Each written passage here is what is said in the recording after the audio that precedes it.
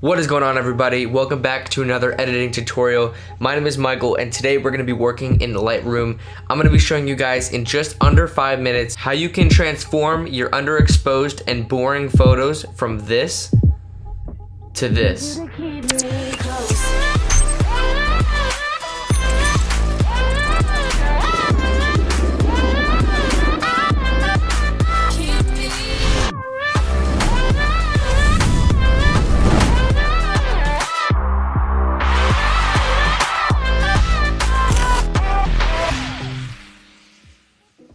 Welcome back, guys, to another tutorial. Right now we're working in Lightroom in the Adobe suite, and this is where we're going to be editing our photo today. So as you saw before, the photo is super underexposed.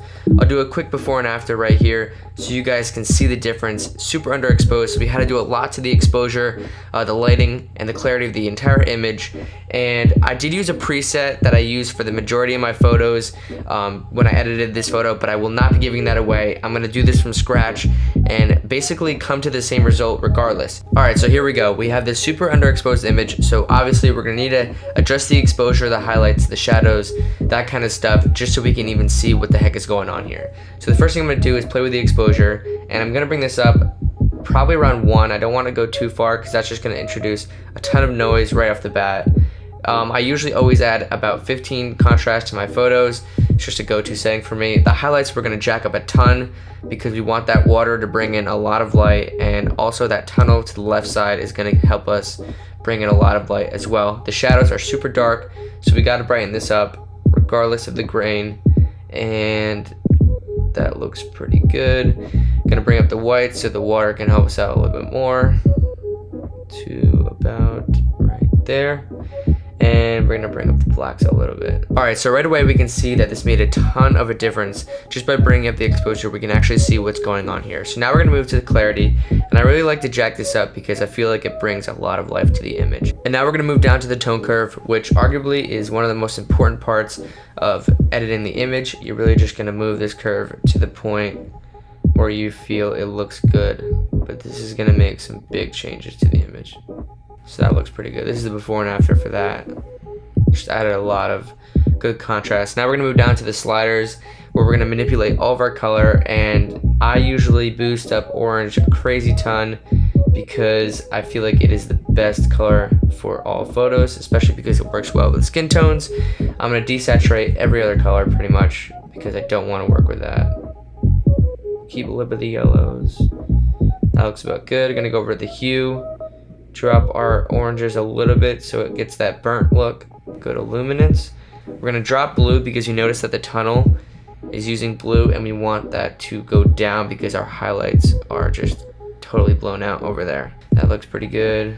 Orange we can bring up a little bit, but that looks pretty good. Alright, now we're gonna go down to split toning, and this is where you can manipulate a specific color in the highlight or shadow area. So for this case, we're gonna go to the shadows and try to bring a little bit of blue into the shadows. Now obviously this is way over the top, but I'm gonna bring the saturation down to about right there. I really like adding a little bit of blue to the shadows because it usually works well with the orange in the highlights. It just complements it very nicely. So now we're gonna go down to detail, and 60 is pretty much a go-to number for me there. That looks pretty good.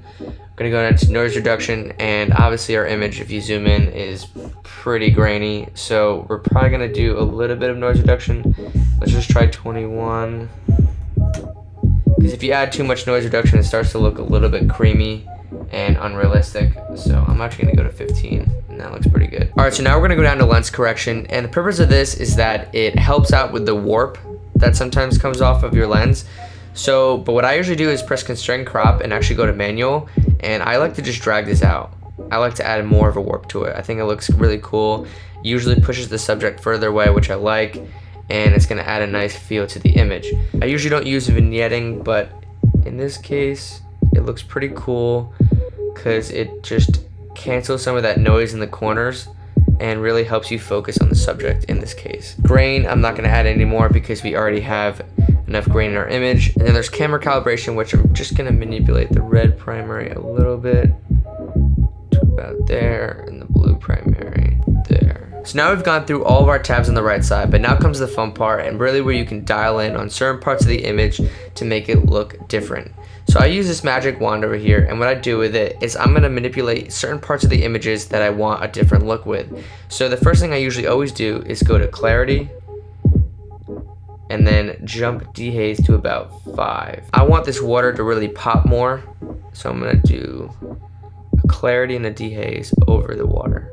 Now with this, I want to drop the highlights just a little bit to about right there. Another thing I'm going to do is go back, get another clarity tool, drop the dehaze to about 0, and then go up here to these highlights, and it's going to add a lot of lightness to the top of my image, which is going to look really, really cool. Now we're going to go back to our overall image and just boost the clarity a little bit more. Go to vibrance, add a little bit more color, saturation, a little bit more color, and we're looking pretty damn good at this point. What I would suggest, getting the magic wand, going to clarity and dropping it to about 70, and just going over some of the grainy areas like this, just to smooth it out so it looks less grainy. And now this is looking almost perfect. I don't like that we added green into these poles because we introduced vibrance and saturation.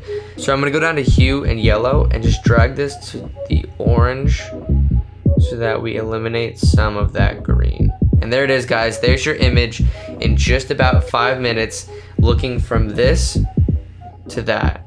So thank you guys again so much for checking in. If you like this tutorial, please leave a like and subscribe. Again, comment down in the section below what you guys would like to see. I'm down for tutorials on anything, so please feel free to leave me whatever comments you'd like to see. Again, we have tutorials coming out on Thursdays and Saturdays, so we'll see you guys in the next one. Peace out.